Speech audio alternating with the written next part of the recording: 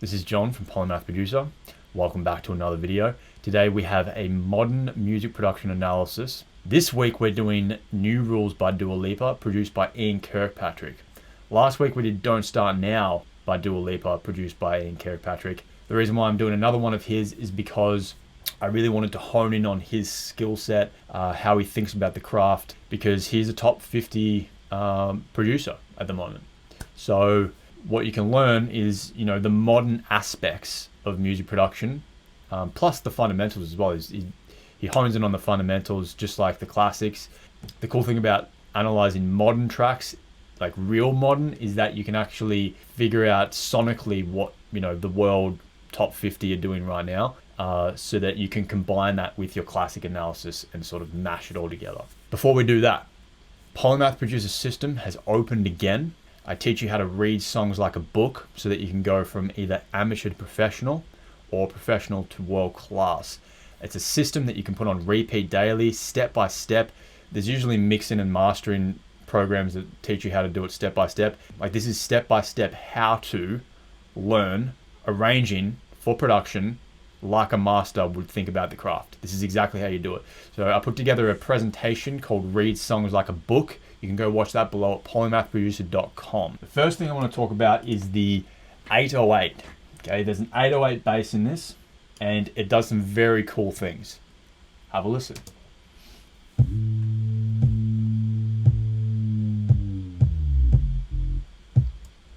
So right away, it's already doing stylistic things. This is in the pre-chorus.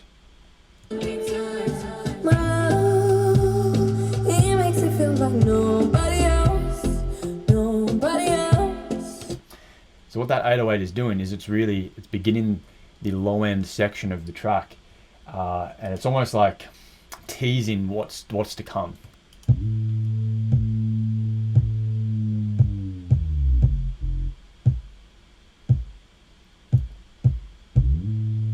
Even the kick is less active than it is later on. But the thing I like about this 808 in particular is that the fact it starts on one pitch and then it like stylistically bends down towards the next tone that's wanted. Now it starts to do more of a rhythmic aspect to the bass. So it's starting to do the core rhythm at this point.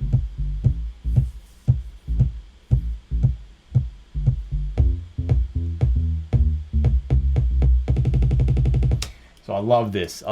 So this is actually the chorus, and then it's the build just before the drop happens.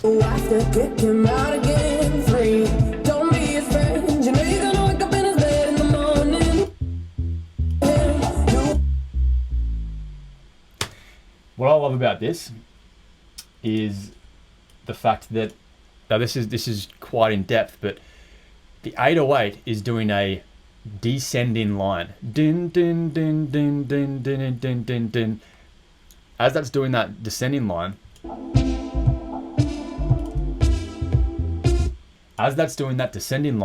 this synth is going up.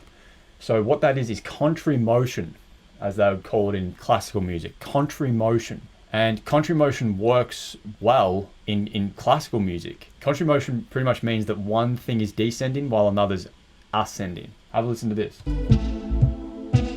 So the synth is going up, and then the bass. How good is that? That's just one thing to note, is that contrary motion can work very well with your instruments. It's just that counterpoint, that classical way of doing things. Like when you have one instrument ascending and one descending, it can sound really well together. Like two coming together like this, two going out like that, going like that together. Like there's many ways you can sort of play with counterpoint with your instruments. And this is all to do with like layering and advanced layering. Now, the other thing that's cool about this little build here is that the kick, if you can listen very carefully, the kick is playing at a deeper frequency during the chorus, but then when the build starts, the kick actually goes to a higher frequency. Very deep, top. So higher frequency has more has more of a snap to it, so that when it does the kick fill, that kick build part, it's just more of a hit. So very slight frequency shift with the kick between sections to differentiate them. So a few things with the 808 in the drop section is that it's side chained to the kick at this point. When the kick hits, the 808 ducks the kick. And whether that's so the bass can move out of the way of the kick frequencies, or whether it's for more of a stylistic thing, I'm not actually sure. But another thing that he does with the 808 is that when it switches to a higher note, it sort of sounds like it slides up, like doom, doom, doom. Like, it sounds cool.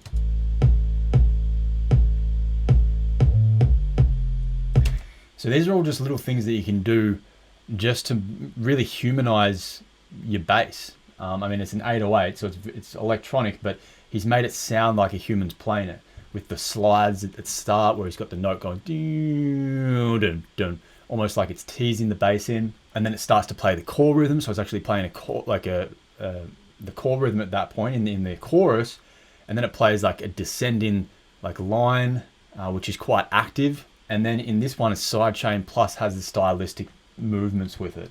So he's really played around with the style of the 808 to make it way more interesting for the song.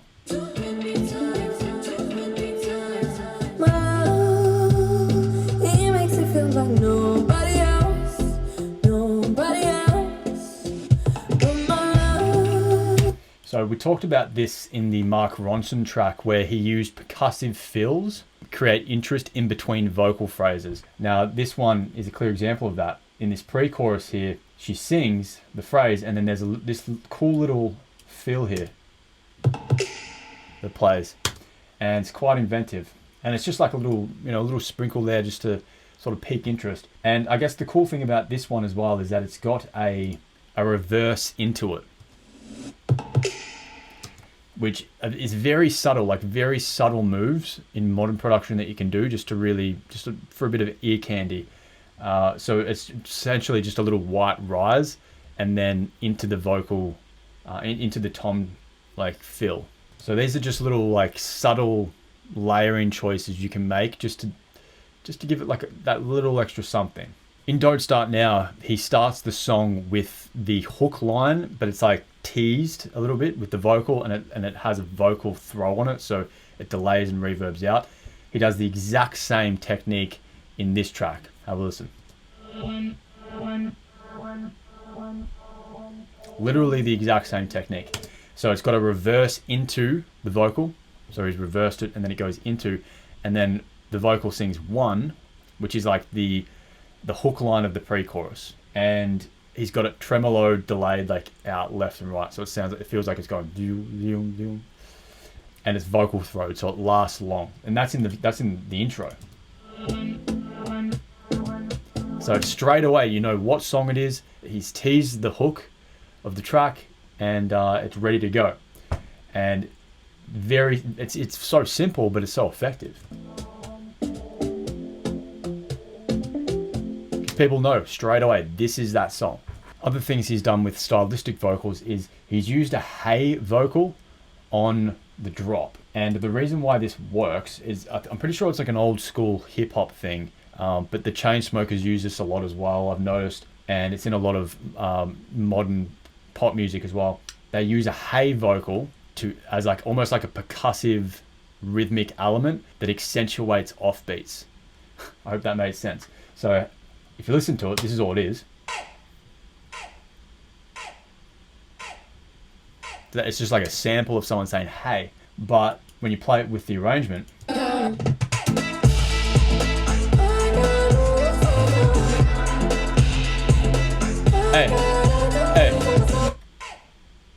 it's on the offbeat, so it gives it bounce, and you don't even know. Like, the audience wouldn't actually know that hey is really happening. I mean, the first hey is a lot louder, and then it goes a bit quieter, but the audience wouldn't know that that's happening. They just feel it. So it gives it that bounce. Hey. It's just a little subtle trick that you can use to really emphasize rhythm in your modern arrangements. So this tom fill actually happens in the second verse.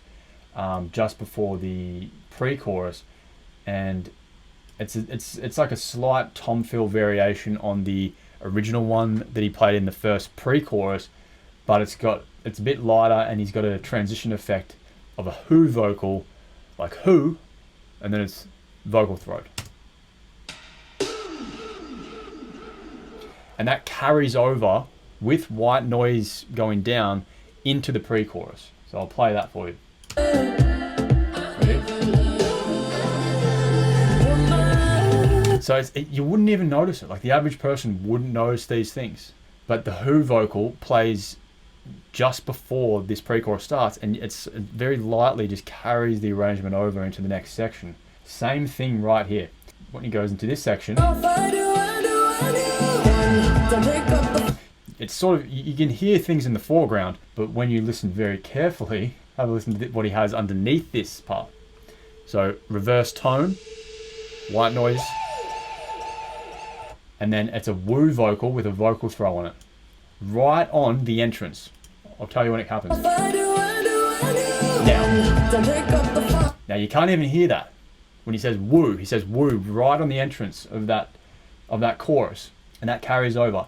So these are very, very subtle tricks that you can use just underneath your arrangement, just to give it that extra feel, that ear candy. White noise effects, either going up or down, little white rise effects. You've got vocal chops, like vocal samples that are doing certain things on certain hits.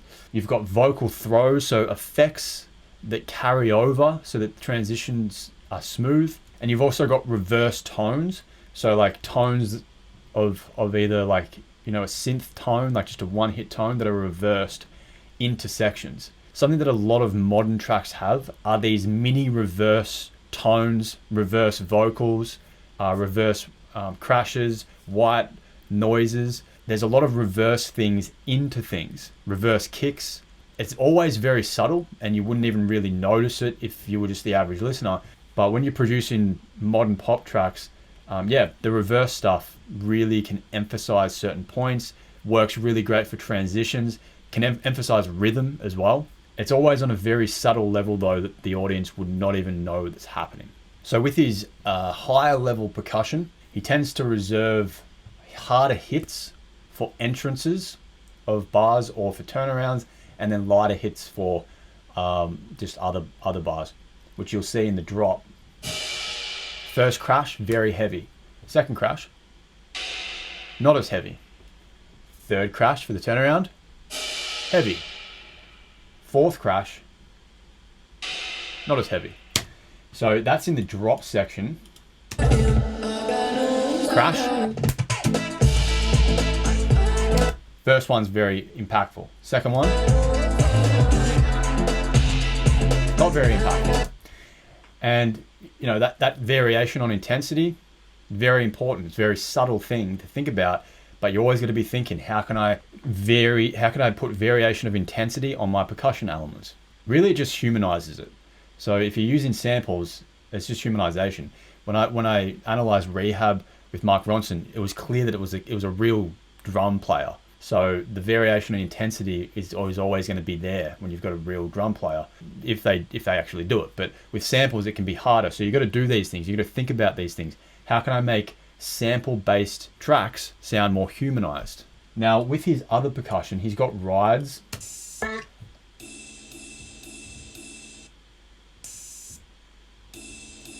Got like rides and cymbals, and they come in the later sections.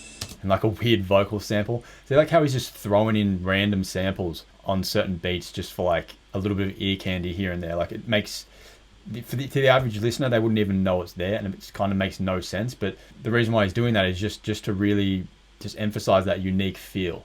These rides, they come in on the bridge section. So if you listen here.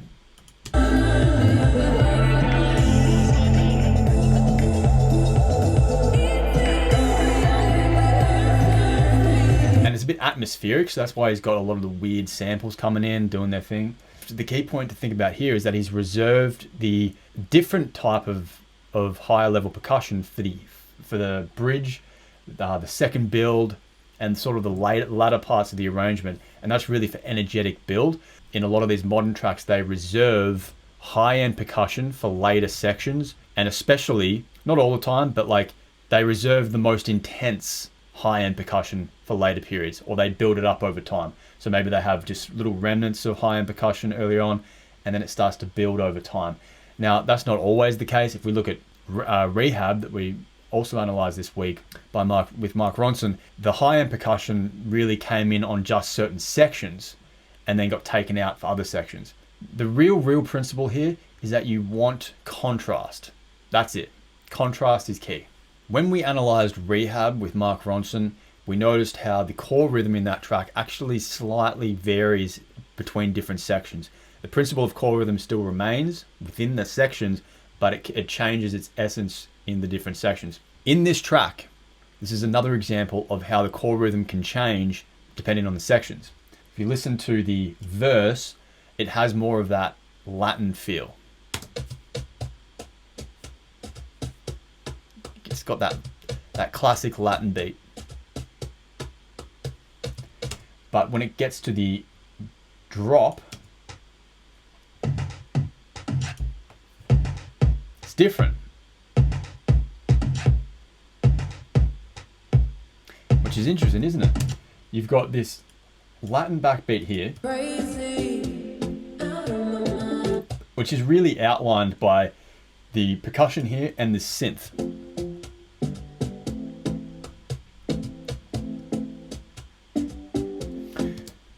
But what's even more interesting is that when the core rhythm changes in the drop, the synth from the verse actually stays similar. So it's the same Latin sort of beat in the synth. So the core harmonic rhythmic driver, it remains the same, but the beat underneath it changes, which is quite interesting.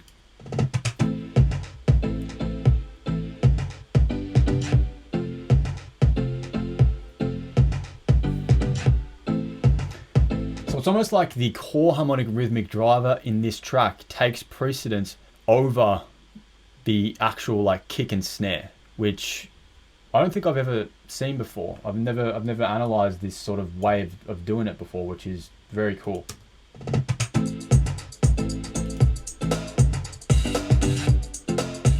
And it's really because this snare comes in the drop, and this is the only real part that it plays in. This snare right here, this main one.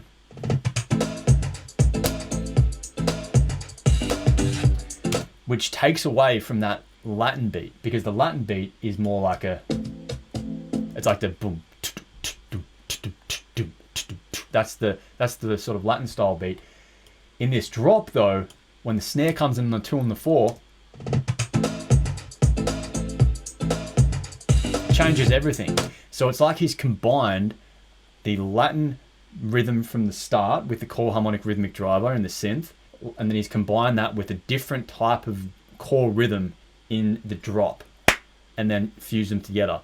And this is where you can really start to become inventive with your arrangements and your productions, because when you start to combine core rhythms, when you start to combine rhythms from different genres, different eras, your stuff really starts to sound more original, because you're literally cross-pollinating ideas from everywhere. And that's why this song sounds so unique, is because he's done that. I mean, he could have been safe and just stuck with that Latin rhythm in the drop, but the fact that the drop changes completely and has that contrast between sections changes everything. Another thing I wanted to talk about with this drum loop here is that it gets really intense during the build section.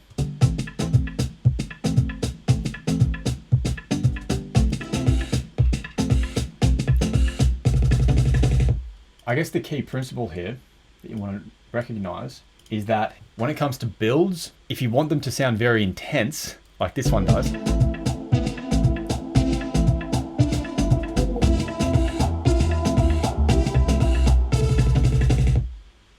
sounds very intense, that build. And the reason why, it's because he's got a lot of things happening at the same time. He's got contrary motion happening, which we talked about earlier. He's got one rising, he's got the bass falling, he's got the kick going crazy, he's got the snare going crazy, he's got different counter rhythms. So counter rhythms will create more conflict. The more conflict there is, the more intense and chaotic a section will sound. for this build, he's purposely made it very intense. He's even got strange, very intense with the counter rhythms. He's even got weird sort of vocal fills and things like that, vocal chops, different sort of like samples and sounds that you wouldn't even recognize if you were just the average listener. He's got that pad that's a vocal pad. It's like doing that. I don't know what it's doing. It's filtered out and then rising up. So a lot of stuff is happening there to build that intensity. On this synth here, which is the main synth core harmonic rhythmic driver, the top end is actually cut off a little bit, I think, or it's just the single synth in the verses. But then when it gets to the drop, it's layered with multiple synths, so it sounds a lot bigger and the frequency spectrum is wider. Key principle here being reserving more frequency range for higher impact sections. He's done the same with the kick. He's done the same with all the other elements that he has. So reserving the highest frequency range for the biggest impact section, which he's done here. So this synth here is quite interesting. It's a combination of a pad. So he's got just a smooth, sustained pad underneath, but he's also got I guess a staccato motive that's getting hit. And it's rising, which is part of the key 3 that I talked about in rehab. I talked about the key 3, how there's in most brass sections, how there's staccato hits, a motive or a sustained at any given period, or they're combined. And this is a synth, but it's doing the same principle. It's staccatoing for intensity. Plus there's a sustained synth underneath. It's layered. Now that's for the build, or the chorus.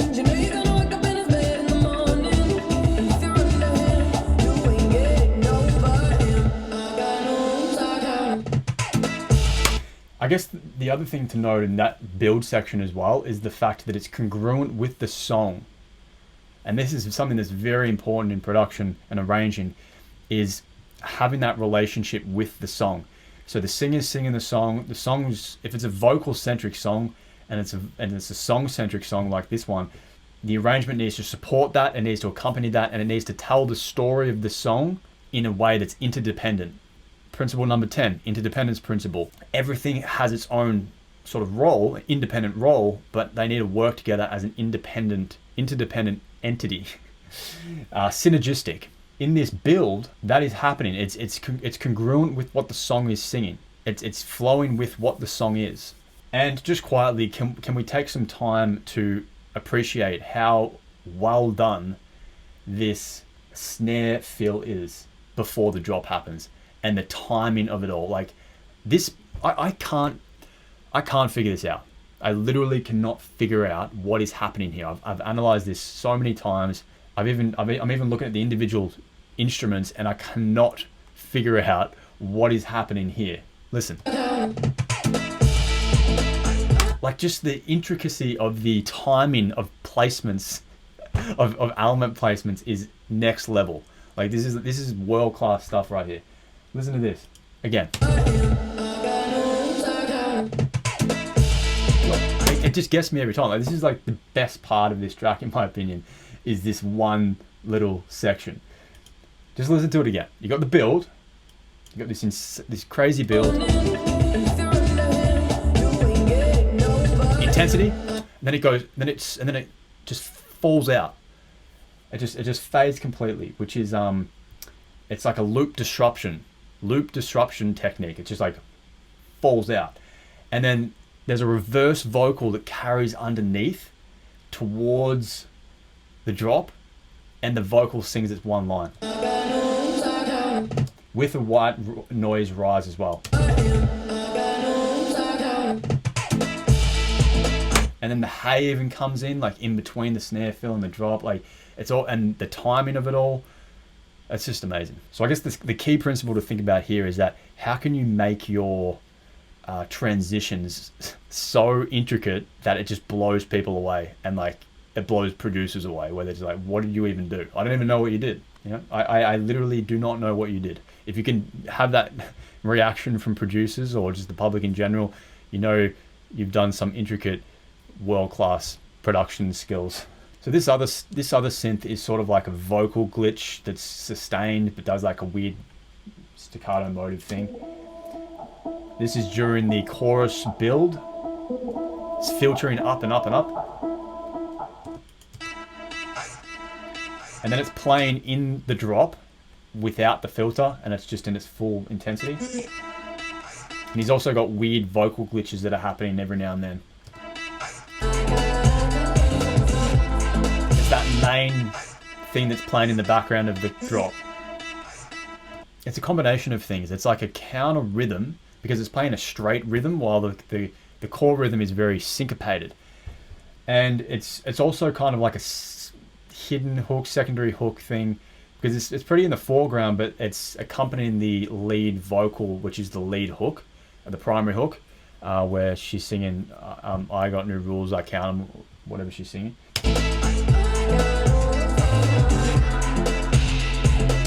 So yeah, it's kind of just accompanying that. Remember when we talked about in Rehab with Mark Ronson for the finale, how he combines different techniques that he's used, or different parts that he's used earlier in the arrangement separately, and then he combines them together for the finale. He's done that exact thing in this track. Have a listen to this. So he's got, in this finale section, he's got the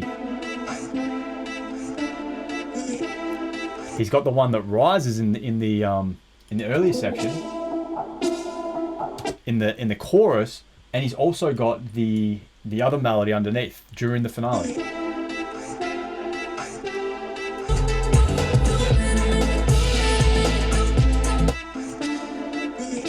I think the reason why you can get away with that is because the finale, she's not singing that lead vocal hook. It's because she doesn't sing that in the finale part.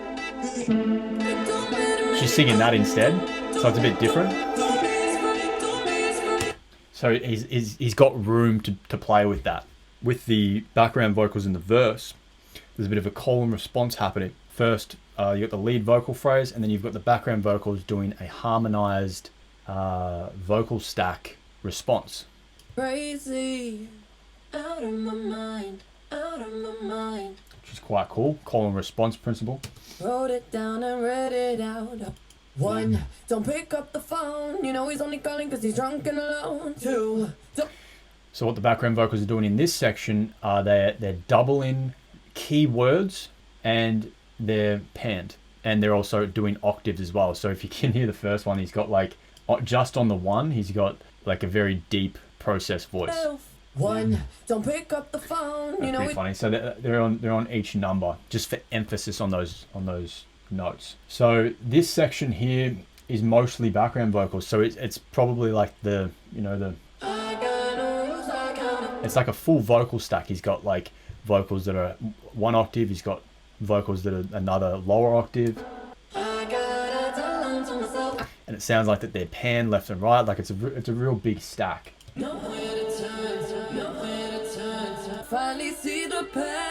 Now in verse 2, which happened in Don't Start Now as well, he started to add more harmonic background vocal elements for like a bit of variation, which happens in a lot of modern tracks. They reserve background vocals for more verse 2 onwards. In terms of background vocals, I mean like harmonized parts that are like either above or below the vocal during like the vocal line. So in this second verse, forwards, but he keeps pulling me backwards. So it's like there's a harmony above. Nowhere to turn, nowhere to turn. Now I'm standing back from it. I finally see the pattern. I never learned. So it's interesting. He's used in this section. He's used a single line harmony for when the vocal line is singing, the lead vocal line, but then for the background vocals, a harmony stack and a vocal stack that's wide as well. It's really thinking about your vocal layering in that way. Like if you've got the lead vocal singing the lead in the center, and then it's like, okay, do I want to have a harmony that is singing above or below that while the vocal's singing? Do I want to have a vocal stack? So like a bunch of vocals singing different harmonized layers, different octave layers, wide, like left and right panned. Do I want call and response vocals? These are all those questions that you need to be asking yourself, and it really depends on the song at hand. So every song is going to be different, but in this particular song, that's just the way he's sort of done it. In the first verse, he's got just the call and response vocal stack. In the second verse, he's got the mixture of both. With the ad-libs, it's like they're almost processed differently to everything else. Sounds like it's got like some sort of distortion or amp or something on it. Can you hear that? It's like a bit more rough compared to the lead vocal.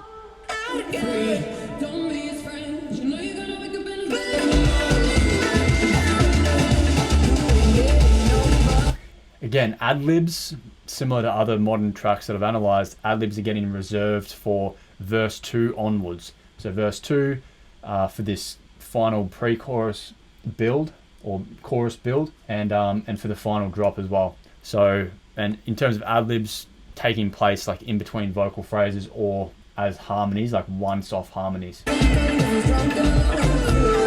in between phrases.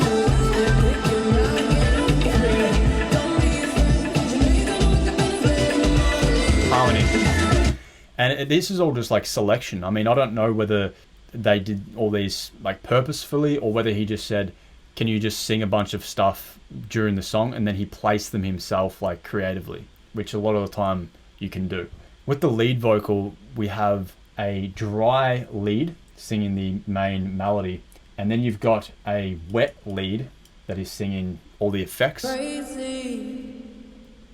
And hoping it feel like nobody else. A lot of vocal throws, things like that. Vocal throws are when it like the effects extend out further than what like is normal, but it's on strategic moments so that it carries over and for like transition sections, or if you want it for creative effect. But what I wanted to talk about with this lead vocal was the fact that he's got a reverse wet section here.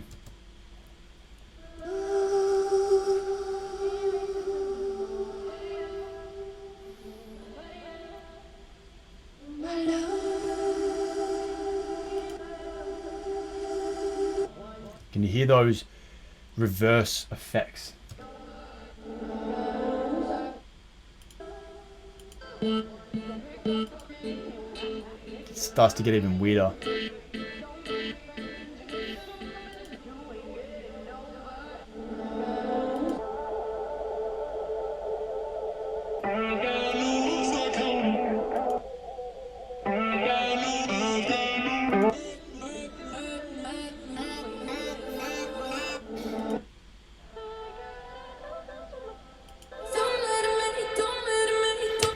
This is very song specific. He's done certain things just to emphasize certain points with the reverse effects, emphasize transitions, emphasize key hooks, like key lines of the song. I'm not going to go into like specifics, but the principle that you want to take away from this is how can you use your effects? Like, this is the skill set you want to take away from this. How can you creatively use your vocal effects in a way that emphasizes the key moments of the track and key points of the track, and does it in a subtle way like this, where it's not over the top, but it's creative, it's unique, it sounds unique to the track. That's really what he's done here. There's reverse placements for emphasis on certain parts, but he's also got like weird vocal glitch things that are happening to emphasize certain words, like when they're saying 1, 2, 3. So yeah, it's really about being creative with that.